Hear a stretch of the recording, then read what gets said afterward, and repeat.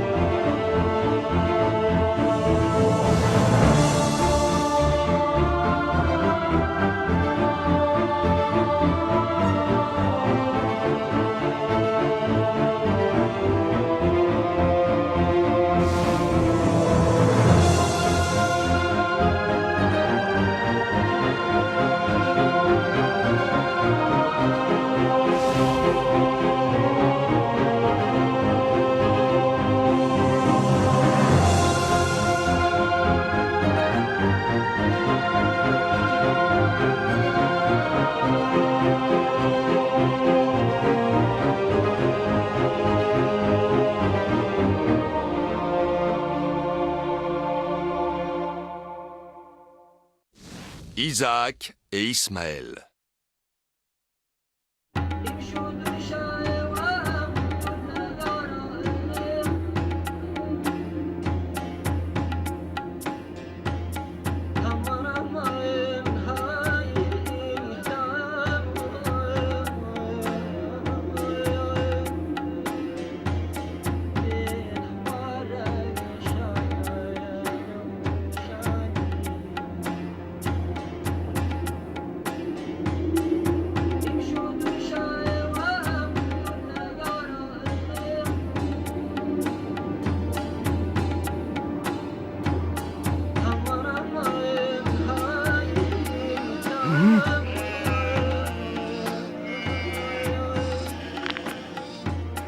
Gagné!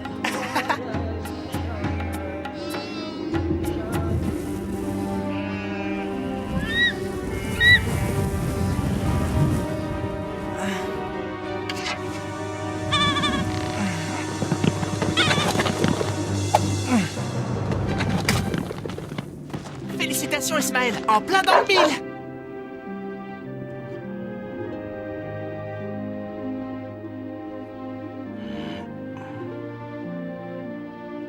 Je suis fier de toi, Ismaël, mon fils. Merci, père. Au fait, j'ai quelque chose à te dire. De quoi s'agit-il? Je suis tout ouïe, mon garçon. Eh bien, la venue de mon petit frère remplit mon cœur de joie.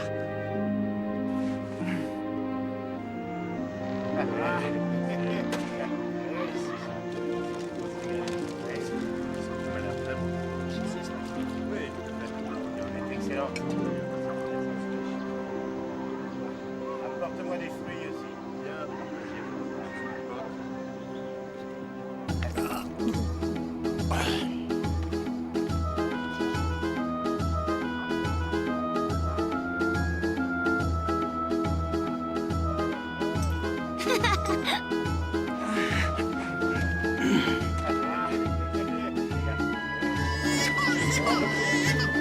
Voici ton fils Abraham, celui que le Seigneur t'avait promis et que tu as attendu si longtemps.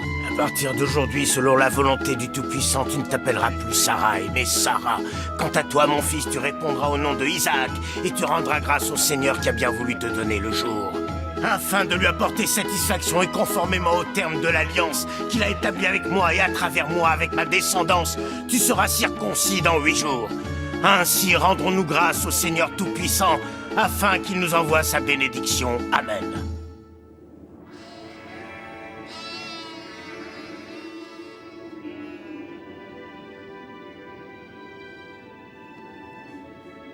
C'est l'endroit idéal pour nous recueillir, mes frères.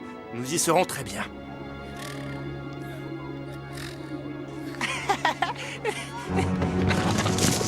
Attention! Attrapons-le!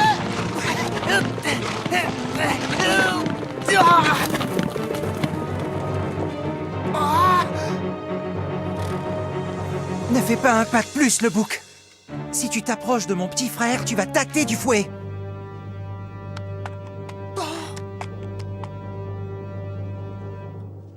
Tu as vu ce qu'il a fait? Sans lui, son petit frère y passait.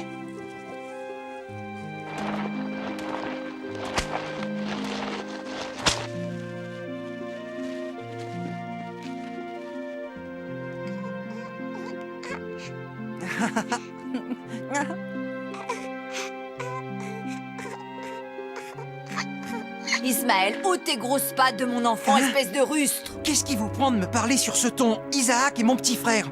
Tu vas quitter cette tente sur le champ avant que je m'énerve pour de bon. Mais enfin, je suis le fils d'Abraham. Isaac et moi sommes du même sang. Fiche-moi le camp.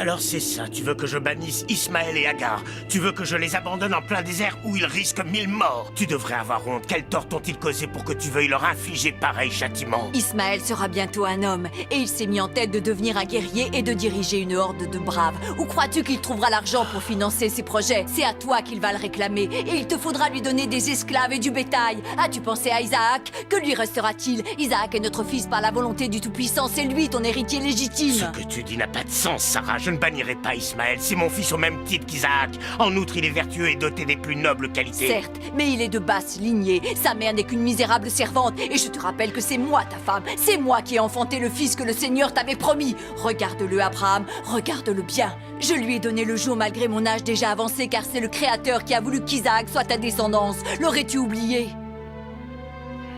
Va-t'en, laisse-moi, j'ai besoin d'être seul. Comme tu voudras, mais je reviendrai demain et je te ferai entendre raison.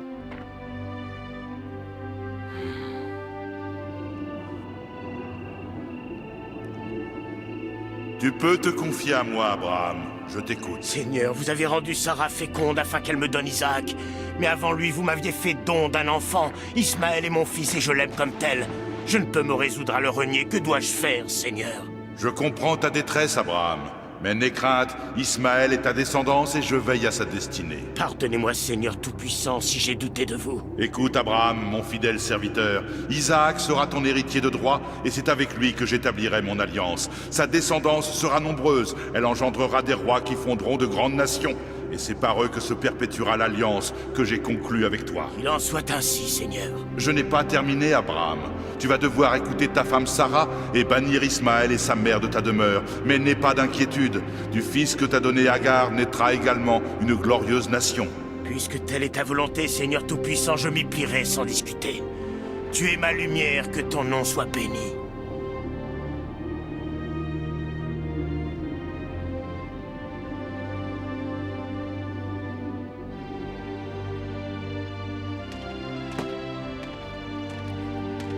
Abraham, J'ai une mauvaise nouvelle à t'annoncer, Agar. Il va falloir que vous partiez, toi et Ismaël. mais où allons-nous aller? Sarah nous en veut-elle au point de nous condamner à une mort certaine? N'aie pas peur, vous ne mourrez point. Le Seigneur m'a promis de veiller sur Ismaël et d'en faire un patriarche. Pourquoi nous fais-tu cela? Je ne comprends pas. Ne te suis-je pas assez dévouée? Je suis ta fidèle servante. Tu as pris soin de moi lorsque tu m'as trouvée dans le désert. Je t'ai donné un fils, et pour me remercier, tu m'envoies à la mort. Tu ne mourras point, te dis-je, le Tout-Puissant ne le permettra pas. Tu dois avoir la foi. En un Dieu qui t'oblige à renier ton fils? Jamais. Pourtant, tu dois t'y efforcer. J'ai toujours cru en lui. Ma vie est entre ses mains. Et avec elle, la mienne et celle de notre fils, hélas. C'est trop injuste. Qu'allons-nous devenir? Mais qu'ai-je fait pour mériter pareille punition?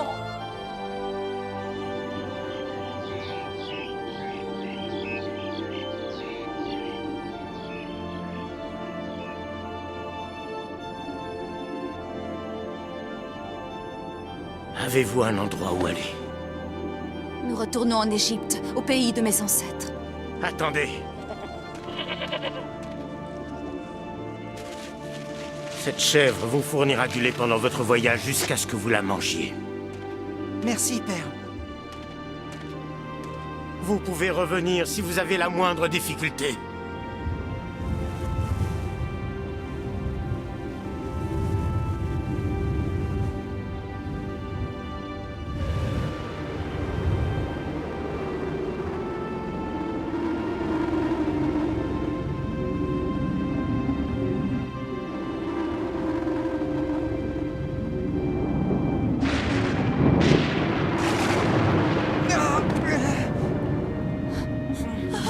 Oh Seigneur, épargnez au moins la vie de mon pauvre fils.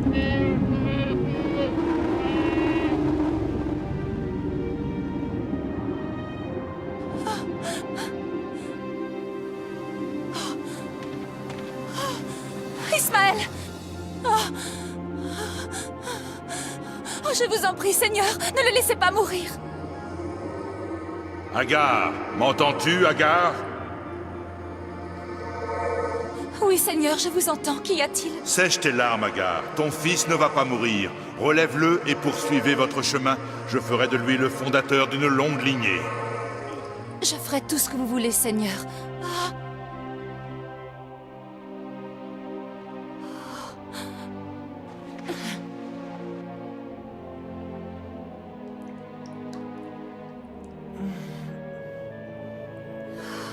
Maman. Ah.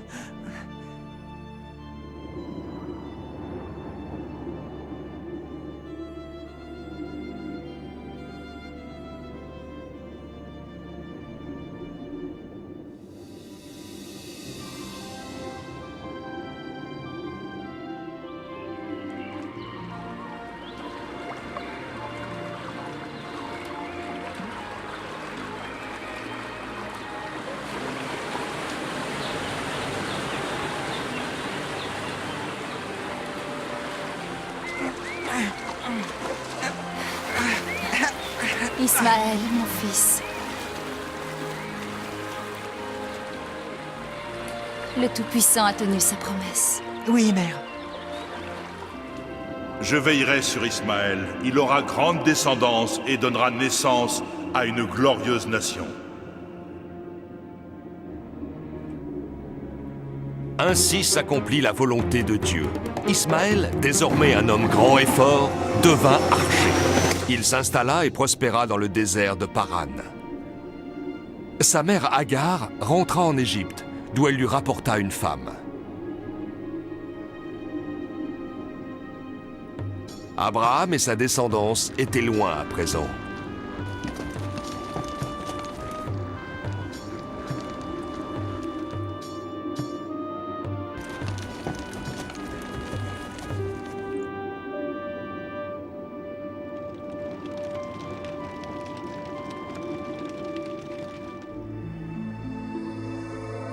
Réveille-toi, Abraham. Je vous écoute, Seigneur, parlez. Que puis-je faire pour vous satisfaire? Ta foi est-elle toujours inébranlable? Oui, Seigneur, plus que jamais. Dans ce cas, je veux que tu emmènes Isaac sur la montagne de Moria. Une fois que tu en auras gravi le sommet, tu allumeras un feu afin de m'offrir ton fils adoré en sacrifice. As-tu compris, Abraham? Et pourquoi pas un agneau? J'ai dit ton fils. Comment pourrais-je sacrifier Isaac? Je compte sur toi, Abraham. La chair de ma chair.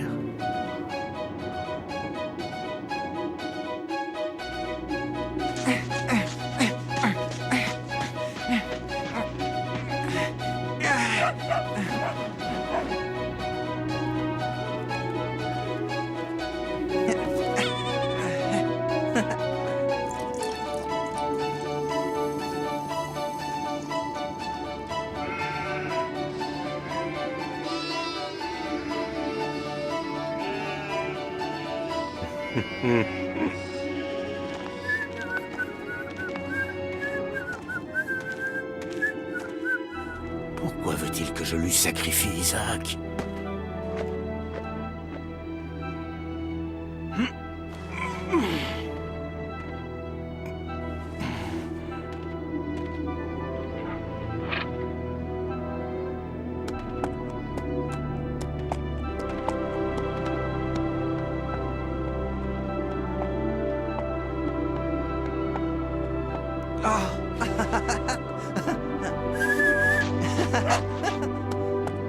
Isaac, viens avec moi, nous partons.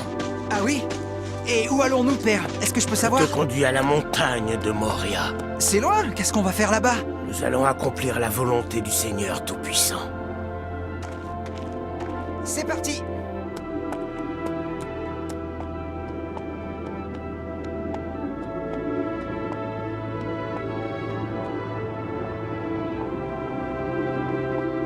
Vous avez vu comme l'herbe est verte, père? Il Il doit y avoir une source qui irrigue la vallée de Moria.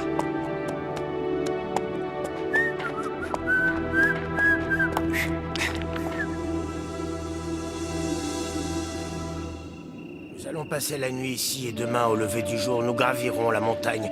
Nous aurons une longue journée de marche, alors mieux vaut nous reposer un peu. Je m'occupe du feu.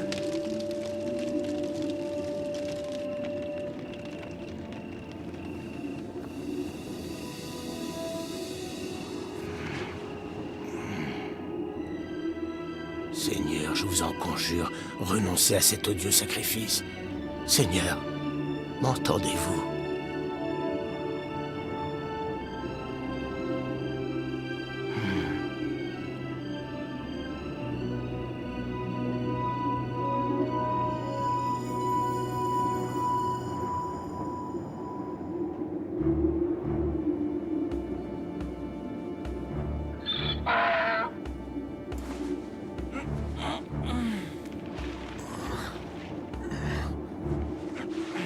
À partir d'ici, je vais faire la route seul avec Isaac. C'est lui qui portera le bois. Vous resterez sous cet arbre pour garder l'âne, c'est compris?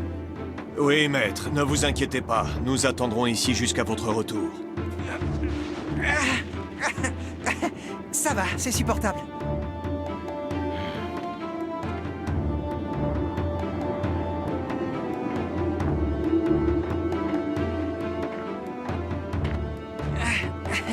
Que faites-vous, père? Vous traînez?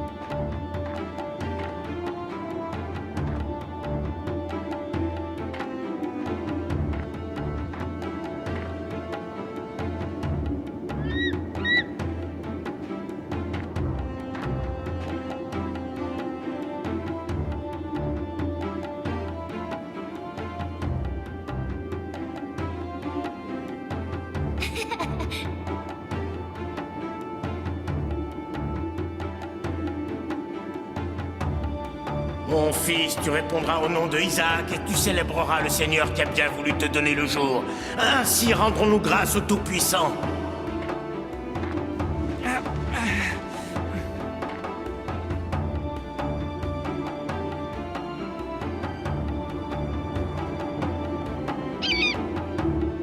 Regardez, père, c'est marrant. Qui a bien pu avoir l'idée d'ériger un hôtel ici? Au fait, pourquoi vous ne vouliez pas que nos serviteurs viennent avec nous jusqu'au sommet?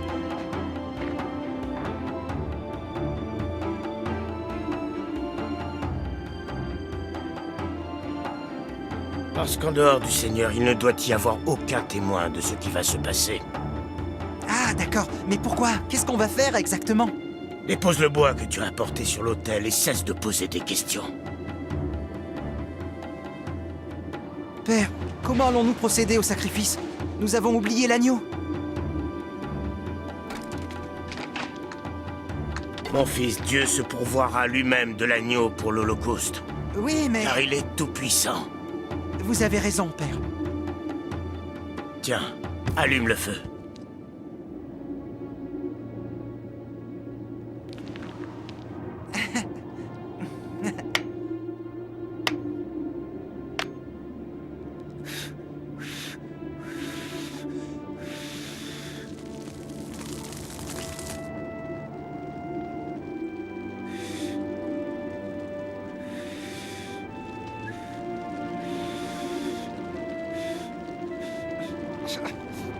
Isaac, mon fils. Père, ça y est, tout est prêt. Mais hélas, moi je ne le suis pas, Isaac.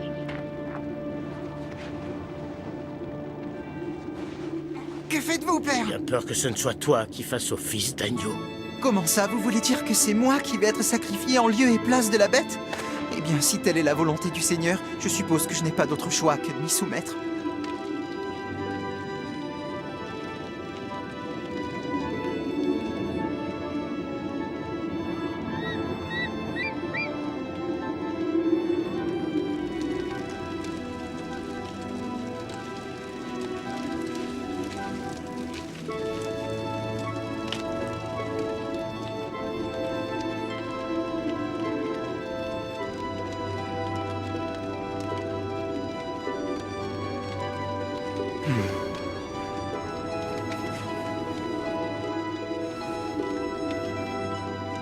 Seigneur, pourquoi m'imposer cela?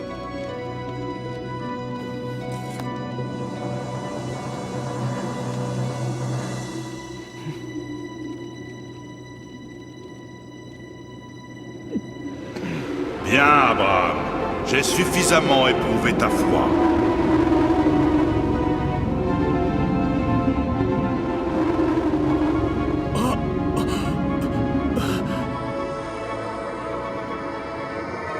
Il n'est plus nécessaire de sacrifier ton fils, car dans ton cœur, tu l'as déjà offert au Seigneur. Ne lève pas ta main sur l'enfant et ne lui fais rien. Rengaine ton poignard, Abraham. Je sais maintenant que ta crainte du Tout-Puissant est grande et que tu ne lui as pas refusé ton fils, car tu es son fidèle serviteur. Va en paix, Abraham. Béni soit le nom de Dieu.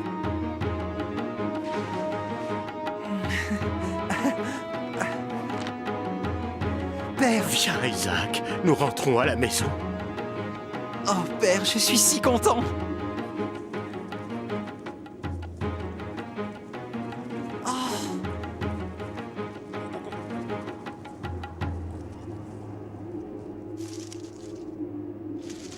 Vous aviez vu juste, Père, le Seigneur a apporté lui-même un bélier. Nous allons le sacrifier sur l'autel en l'honneur du Créateur.